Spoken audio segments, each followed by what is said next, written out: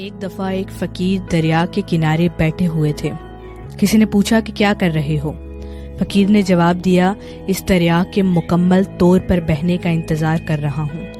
جب یہ مکمل بہہ جائے گا تو پھر ہی میں اس دریا کو عبور کر کے دوسری طرف جاؤں گا۔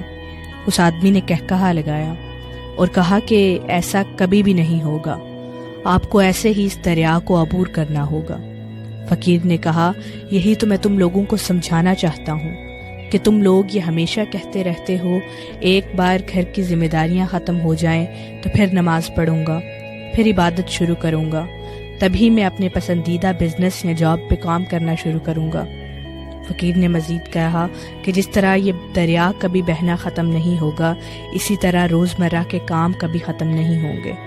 اگر آپ لوگ ذمہ داریوں کے ختم ہونے کا انتظار کرنے لگے تو شاید آپ کی زندگی ختم ہو جائے، لیکن ذمہ داریاں کبھی ختم نہ ہوں۔ ہمیں ان ذمہ داریوں کے ساتھ ہی ایک اچھی زندگی کا آغاز کرنا ہوگا، اور ابھی کرنا ہوگا۔ Do it now. Sometimes later becomes